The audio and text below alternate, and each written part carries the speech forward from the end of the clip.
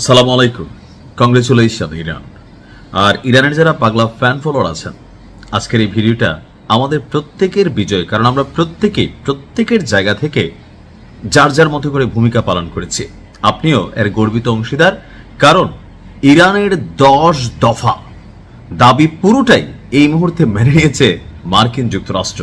তো সবাইকে ঈদ মুবারক, পাশাপাশি ভিডিওটা শেয়ার করারও অনুরোধ রইল, কারণ আমি মনে করি এই যে ইরানকে আজকের জায়গায় আনা বা মার্কিন যুক্তরাষ্ট্রকে ঝুঁকানোর পিছনে আমি নাইমেরও ছোট্ট একটু ভূমিকা আছে, অডিয়েন্স হিসেবে আপনার ভূমিকা আছে, শেয়ারকারী হিসাবেও আপনার ভূমিকা আছে। সো খুশিটা ভাগাভাগি করে নেই।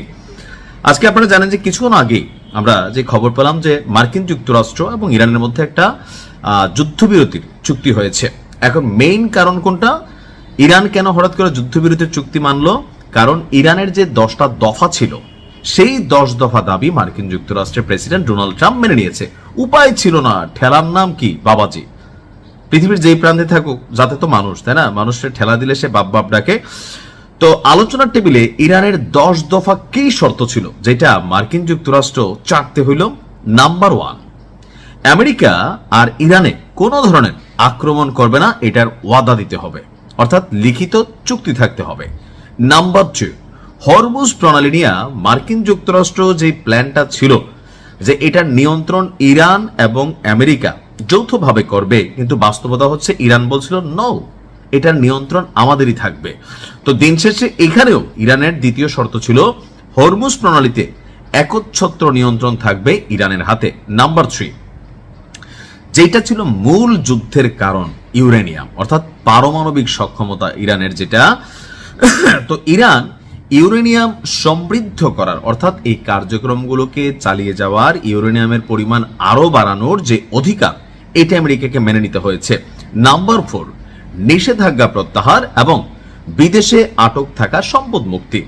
পশ্চিমারা একটা কাজ করে, রাশিয়া ইউক্রেন যুদ্ধ আপনারা দেখছেন যে পুতিনের বিপরীতে তারা রাশিয়ার বিরুদ্ধে পুরো ইউরোপ জুড়ে নিষেধাজ্ঞা ছিল।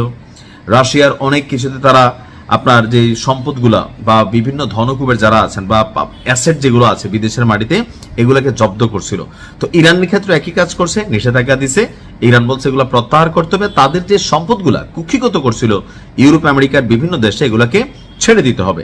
নাম্বার 5, জাতিসংঘ নিরাপত্তা পরিষদের সকল প্রস্তাব বাতিল করা, অর্থাৎ নিরাপত্তা পরিষদের একটা প্যাস লাগানো সিস্টেম আছে। ধরেন এই মুহূর্তে সম্ভবত নিরাপত্তা পরিষদে 5টা রাষ্ট্র আছে, 4টা রাষ্ট্র যদি হ্যাঁ বলে আর একটা রাষ্ট্র যদি না বলে, এই প্রস্তাব কখনো পাশ হয় না। সেরকম অনেক ভেজাইলা প্রস্তাব তারা ওইখানে তৈরি করে ফেলছিল, যেটা নিয়ে ইরান বলছে এটাকে বাতিল করতে হবে। নাম্বার 6, আন্তর্জাতিক পারমাণবিক শক্তি সংস্থার সব প্রস্তাব বাতিল করা। তো যেহেতু নামটা আন্তর্জাতিক, আসলে কি আন্তর্জাতিক? এটা হচ্ছে পশ্চিমা জাতিক, যেটা ইরানের বিরুদ্ধে নানান ধরনের ক্লেম তৈরি করা ইরানের এই পারমাণবিক ইস্যুকে বা ইউরেনিয়াম সমৃদ্ধকরণকে বন্ধ করতে চাইছিল। ইরান বলতেছে এটা বাতিল করতে হবে, যে শর্তমর্ত দিছে। নাম্বার 7, যুদ্ধে যেই ক্ষয়ক্ষতি হয়েছে সেটার পূর্ণাঙ্গ ক্ষতিপূরণ তারা চেয়েছে, যে তোমরা এই যে অবৈধ একটা যুদ্ধ করলো, অন্যায়ভাবে আসলা, মানুষ মারা গেল, সম্পদ ক্ষতিগ্রস্ত হলো, এগুলোর টাকা কে দিবে? এই টাকাটা তোমরা আমাদেরকে দিতে হবে। নাম্বার 8, পুরো মধ্যপ্রাচ্য অঞ্চল থেকে মার্কিন সৈন্য প্রত্যাহার, অর্থাৎ যে সকল আরব রাষ্ট্রগুলো লাইক সৌদি আরব, কাতার, দুবাই, বাহরাইন, কোথায় নাই, প্রত্যেক দেশে যে ঘাঁটিগুলো আছে এগুলোকে সেখান থেকে সরিয়ে নিতে হবে। নাম্বার 9, মিত্র সশস্ত্র গোষ্ঠীগুলোর বিরুদ্ধে চলমান যুদ্ধের অবসান লেবানন সহ, অর্থাৎ ইরানদের যে প্রক্সি যোদ্ধারা বিভিন্ন দেশে আছে, like Palestine, like Yemen, Iraq, Afghanistan, তারপর হচ্ছে লেবানন, এখানেও যুদ্ধ বন্ধ করতে হবে। নাম্বার 10, সমঝোতার বিষয় বাধ্যতামূলক রেজুলেশন হিসেবে পাশ হতে হবে, অর্থাৎ যে প্রস্তাবগুলো ইরান দিছে এগুলোকে বাধ্যতামূলক পাশ করবে, এই গ্যারান্টি চাই। তবে আমেরিকা এখানে কৌশল কিছু নিয়েছে, তারা সাময়িক একটা এই দাবিগুলোকে মাইনা নিচ্ছে, অর্থাৎ বিশ্বজুড়ে যে তেলের বাজারের অস্থিরতা, মার্কিন যুক্তরাষ্ট্রের যে মাইনাস সিচুয়েশন, এগুলোর জন্য 2-4-5 দিন তারা হয়তো এটা মানবে, পরে কিন্তু মানবে না, আমি অ্যাডভান্স বলে দিলাম। বরঞ্চ 3 গুণ আরো উল্টা ইরানের উপরে আক্রমণ আসবে। বাট রাইট নাও ঝুঁকছে তো, হ্যাঁ। So let's enjoy. আল্লাহ ইরানকে ফতেহ দান করুক। আসসালামু আলাইকুম।